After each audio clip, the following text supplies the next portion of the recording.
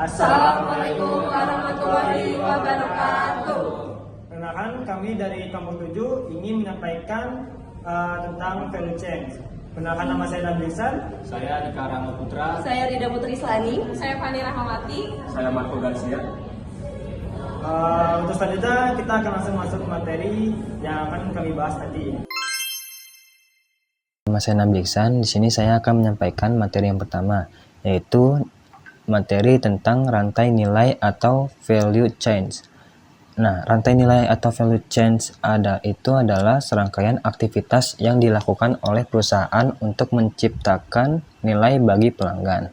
Nah, menurut Michael E. Porter dalam bukunya tentang competitive advantage pada tahun 1985, konsep ini menggambarkan rangkaian aktivitas bisnis yang dilakukan oleh perusahaan untuk menciptakan nilai atau value bagi pelanggan. Mulai dari pengadaan bahan baku hingga layanan jurnal, setiap aktivitas dalam rantai ini diharapkan memberikan nilai tambah dan mendukung keunggulan kompetitif perusahaan. Nah, selanjutnya itu ada materi tentang inbound logistik. Nah, inbound logistik itu adalah semua kegiatan yang berkaitan dengan penerimaan, penanganan, penyimpanan, dan pengelolaan bahan baku atau barang dari pemasok ke dalam perusahaan. Nah, fokus utamanya adalah mengelola arus masuk barang atau material ke dalam proses produksi atau penyimpanan. Dalam konteks sistem informasi manajemen atau kita bisa singkat SIM, inbound logistik didukung oleh sistem berbasis teknologi informasi yang memungkinkan perusahaan mengelola aliran material dan informasi secara efisien, cepat, dan akurat. Nah, sistem ini mencakup fungsi-fungsi seperti pencatatan barang masuk, pelacakan status pengiriman, pengelolaan gudang, serta integrasi data dengan bagian pembelian dan produksi. Penggunaan sistem informasi dalam inbound logistik bertujuan untuk mengurangi kesalahan, menghemat biaya logistik, menjaga ketersediaan bahan secara tepat waktu, dan meningkatkan efisiensi operasional perusahaan secara keseluruhan. Selanjutnya itu ada tujuan inbound logistik. Yang pertama itu ada memastikan bahan baku tersedia tepat waktu untuk produksi. Yang kedua itu ada mengurangi biaya penyimpanan dan pengiriman. Yang ketiga itu ada menjaga kualitas bahan baku. Yang keempat itu ada meningkatkan efisiensi operasional. Selanjutnya itu ada operation. Operation adalah aktivitas inti dalam proses mengubah input bahan baku menjadi output barang jadi atau jasa yang siap dijual kepada pelanggan. Operation juga merupakan salah satu dari 5 aktivitas utama primary activities dalam model value chain menurut Michael Porter. Fungsi utama operations. Yang pertama, mengolah bahan baku menjadi barang jadi. Yang kedua, mengelola tenaga kerja, mesin, dan teknologi dalam proses produksi. Yang ketiga, menjaga kualitas produk selama proses pembuatan. Dan yang keempat, meningkatkan efisiensi dan produktivitas. Outbound logistik. Outbound logistik adalah proses pengelolaan aliran barang jadi dari perusahaan ke pelanggan akhir, termasuk aktivitas penyimpanan, distribusi, pengiriman, dan pengelolaan jaringan distribusi. Dalam konteks sistem informasi manajemen atau SIM, outbound logistik sangat bergantung pada teknologi informasi untuk mengatur dan mengoptimalkan proses ini. Fungsi utama outbound logistik. Yang pertama, mengelola gudang dan inventaris produk jadi. Yang kedua, mengatur pemrosesan pesanan secara efisien.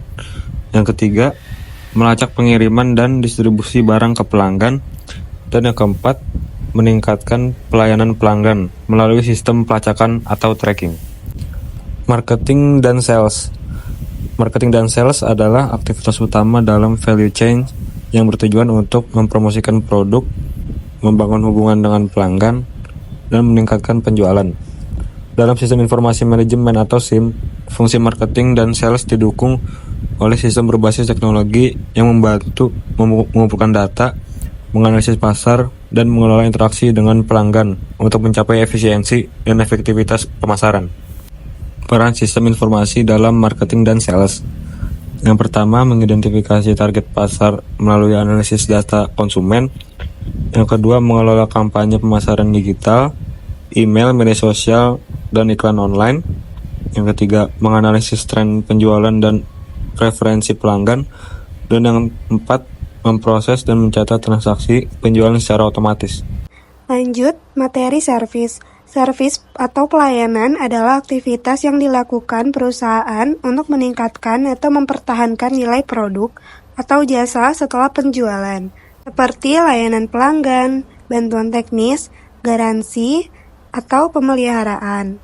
Dalam konteks sistem informasi manajemen atau biasa kita kenal dengan SIM, layanan pelanggan didukung oleh teknologi untuk memastikan respons cepat, efisiensi, dan kepuasan pelanggan secara berkelanjutan. Lanjut, ada fungsi servis dalam sistem informasi manajemen. Terdiri dari 4 komponen. Yang pertama, ada mencatat keluhan dan permintaan layanan pelanggan secara otomatis. Yang kedua, ada melacak riwayat layanan pelanggan. Yang ketiga, mengatur jadwal pemeliharaan atau servis berkala. Dan yang terakhir, ada meningkatkan pengalaman pelanggan secara berkelanjutan. Kesimpulan keseluruhan dari value chain atau rantai nilai adalah konsep yang digunakan untuk memahami bagaimana setiap aktivitas dalam perusahaan dapat memberikan nilai tambah bagi pelanggan dan menciptakan keunggulan bersaing. Konsep ini diperkenalkan oleh Michael Porter dan membagi aktivitas perusahaan menjadi 2 kelompok utama, yaitu aktivitas utama dan aktivitas pendukung.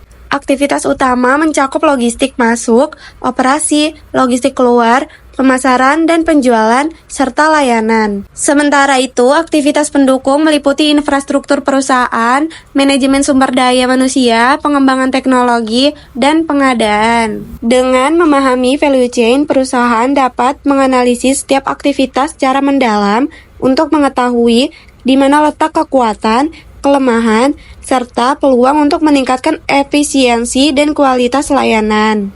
Melalui strategi ini, perusahaan tidak hanya fokus pada hasil akhir, tetapi juga pada proses-proses internal yang mendukung terciptanya produk atau layanan yang bernilai tinggi bagi konsumen. Secara keseluruhan, value chain menjadi alat penting dalam manajemen strategis untuk meningkatkan kinerja perusahaan, memperkuat posisi pasar, dan memberikan keunggulan kompetitif yang berkelanjutan.